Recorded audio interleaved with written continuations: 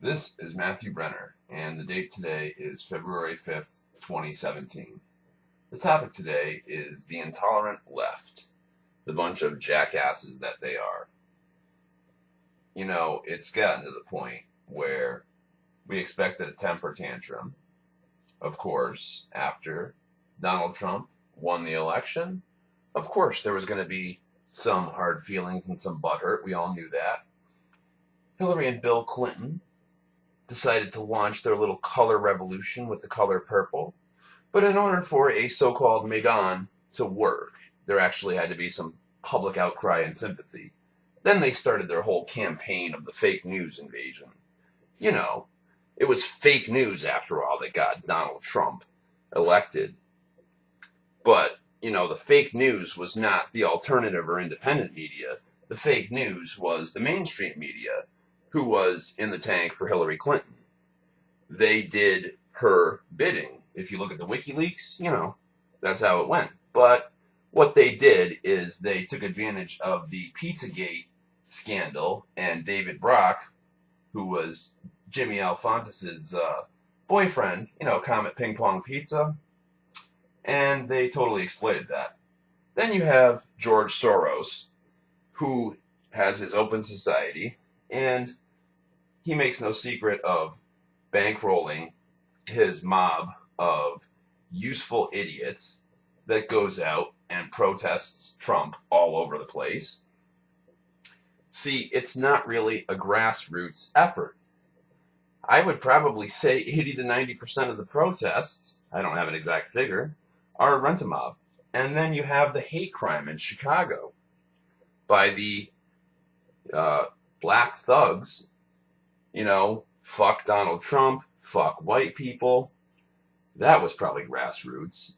Then, of course, you have the protests about the refugees from the 7 countries that were banned for all of 3 months.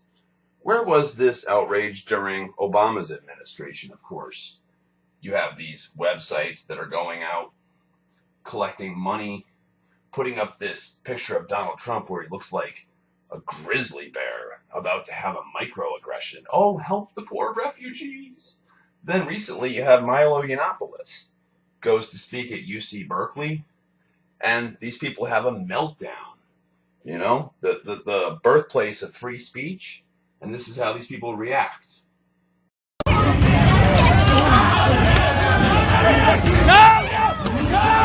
The mainstream left is tacitly supporting a fascist group that is committing terrorism to crush civil rights in the United States. Let that sink in.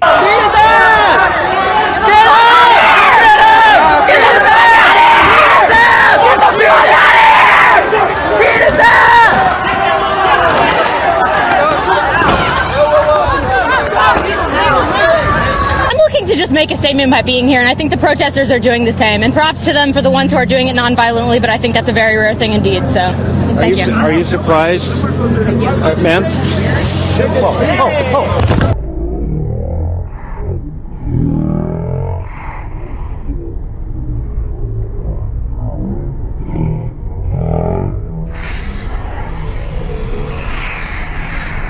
This is how they reacted to the beating, the pepper spraying of women, and the violent rioting at UC Berkeley last night. BuzzFeed writer Hannah Jewell. Laughing my ass off, Berkeley. Vice writer Hussein Kasvani. Listening to Milo on Fox in light of all the stuff happening in Berkeley, and how he's being allowed to appear reasonable in all this. Right, so a gay man giving a talk about offensive Halloween costumes versus violent rioters attacking women with pepper spray and flagpoles. And you're saying Milo is the unreasonable one. MSNBC producer Kyle Griffin. Trump is considering pulling federal funds from UC Berkeley because he's upset about protests over a Breitbart editor. Bludgeoning people with wooden poles because they have a different opinion to you isn't a protest, you utter twat. That's violent assault. Google engineer Adrienne Porterfeld. Last night I got a call from the UC Berkeley Alum Association asking for donations. Wonder if they're psychic. Time to donate, I think. Yeah, time to donate because there's just not enough money to fund vicious attacks on people for exercising their free speech rights, is there? The mayor of Berkeley. Using speech to silence marginalised communities and promote bigotry is unacceptable. Hate speech isn't welcome in our community. But using fists, feet, flagpoles and pepper spray to silence speech, that's tolerant and liberal, Hollywood director Judd Apatow. This is just the beginning. When will all the fools who are still supporting Trump realise what is at stake? Oh, we've realised it, Judd. We've realised what's at stake. You want to threaten 55 million American gun owners with civil war. Yeah, good luck with that, you fucking cretinous cunt. This is one of the organisers, Yvette Falarka. She claimed Milo's free speech was raping and killing her. What they're really trying to do is they're trying to assert their power, threaten us, intimidate us, rape us, kill us. Who's to blame for inciting this mayhem? Time magazine for legitimising violent riots during Ferguson. Newsweek for celebrating the attack on Richard Spencer. The Nation for romanticising the attack on Richard Spencer. Regressive leftists like Nazreen Malik who say violence against Trump supporters should be tolerated. Regressive leftists like India Knight and the deluge of other journalists who called for or joked about Trump being assassinated. George Soros, financier of domestic terrorism. Arrest him and confiscate his wealth. Let's put this in perspective. The left is more outraged about Trump's Supreme Court pick, calling his high school club Fascism Forever as a joke back in the 80s, than they are about actual fascists viciously beating innocent people. Oh yeah, and good job, Antifa. So instead of a speech to 200 people, you gave Milo and his message a national media platform that reached millions of people. Well done, idiots! Let's be clear though, Antifa doesn't care how many times you insult them. They don't care that they're loathed by the vast majority of Americans. This is not about attracting support. It's about intimidating people out of exercising their First Amendment right to attend a Milo event. These people are fascists. Antifa also knows that it can rely on the mainstream media to report the fake news that this was a protest. It wasn't a protest, it was a violent riot. But the media will continue to report that it was a protest because it fits into their chaos narrative. The media will never acknowledge that this was a violent riot because they want to maintain the chaos narrative that the Trump administration is illegitimate, permanently in crisis, and unstable. In reality, the only thing that is illegitimate is these protests, because they're not protests, they're violent riots and have no place in a civil society. When all you have left is violence, you've lost the argument. For years, the left compensated for having no argument by calling us racist, bigots, Islamophobes, and misogynists. And for many years, it worked. Now it no longer works. Oh, but wait, folks, it gets better. Here's Robert Reich claiming it was a Breitbart false flag. There for part of last night, and I know what I saw, and those people were not Berkeley students. Those were outsiders, agitators. I've never seen them before. There's rumors that they actually were right-wingers. They were part of a kind of a group that were organized and ready to create the kind of tumult and danger you saw that forced the police to cancel the event. So Donald Trump, when he says Berkeley, doesn't respect free speech rights, that's a complete distortion of the truth. I mean, Berkeley opened its biggest auditorium to this right-wing Breitbart News character, this hateful, odious person, but said free speech is the most important thing we stand for. And these outsiders who caused the police to finally come in and have to cancel it. Do you think this was a strategy by Yiannopoulos or right-wingers? They put this on so they could, in an effort to show or that, there's no free speech on a college campus like UC Berkeley? I wouldn't bet against it, Don. I saw these people. They were they all looked almost paramilitary. They were not from the campus. I've heard, again, I don't want to say factually, but I've heard that there was some relationship there between these people and the right wing, and the right wing movement that is affiliated with Breitbart. Oh yes, a Breitbart false flag. Totally believable, Robert Reich, totally believable. Then there's the perverse relationship between Islam and the left. I'm sorry, try I may, try I might. I don't think I can understand it. The two just don't jibe. That awkward moment when self-proclaimed feminists in Germany embrace the most patriarchal, misogynistic, anti-woman belief system on the planet.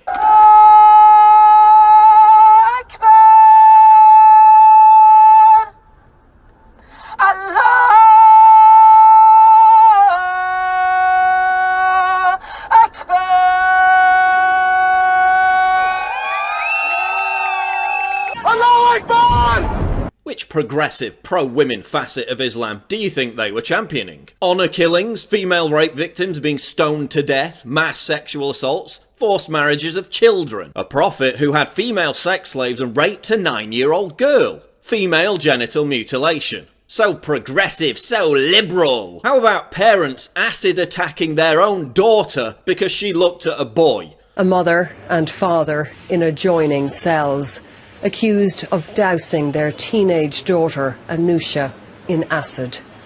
Her crime, looking at a boy. And isn't it ironic that they carried signs complaining about their pussies being grabbed, when that's exactly what Muslim migrants have been doing en masse throughout Germany? So they hate Trump because he said the words, grab her by the pussy, 12 years ago, but they want to embrace a culture that justifies literally grabbing women by the pussy.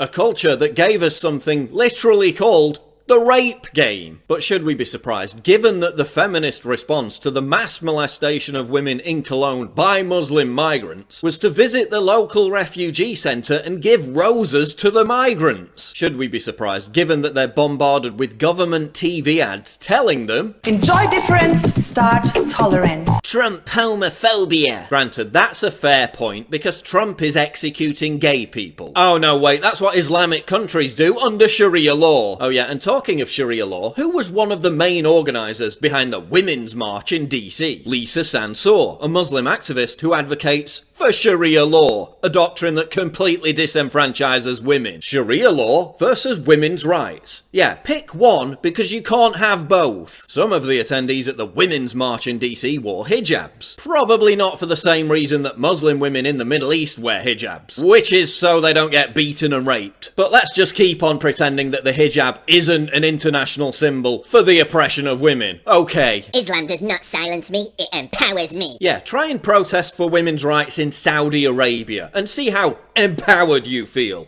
Good luck. Oh yeah, and the only people who marched on the Saudi embassy, you know, an Islamic theocracy that actually oppresses women, were Trump supporters. Well, imagine my shock. This is what I've warned about for years. The left is now openly making an alliance with Islamists and Islamism. And it kind of makes sense because both Islamists and the far left broadly share the same goal. The complete destruction of Western civilization. Oh, don't take my word for it. Read ISIS's own manifesto where they talk about recruiting left-wing activists because they're on the same page. Look at how far-left rioters try to intimidate Trump supporters by showing them ISIS flags and beheading videos. Listen to the rhetoric at the Women's March. Madonna wanting to blow up the White House. Yes, I have thought an awful lot about blowing up the White House. Leftists all over Twitter celebrating and advocating violent attacks on people with whom they disagree politically. Violent attacks to advance a political objective.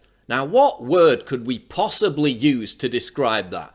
I wonder. Yeah, but he's a Nazi. Why are you defending a Nazi? Yeah, that's got nothing to do with it. The far left literally labels anyone who disagrees with them as a Nazi. You can't go around punching people in the street because you claim they're a Nazi. whether they're actually a Nazi or not. Violently attacking people in the street to intimidate them out of expressing their political beliefs. Now, where have I seen that before? Oh, that's right, in Nazi Germany. Yeah, let's be like them. Great idea. So the left is embracing Islamism, the most intolerant belief system on earth. They're embracing intimidation. They're embracing violence. They're embracing completely deranged, frothing, hysterical behaviour.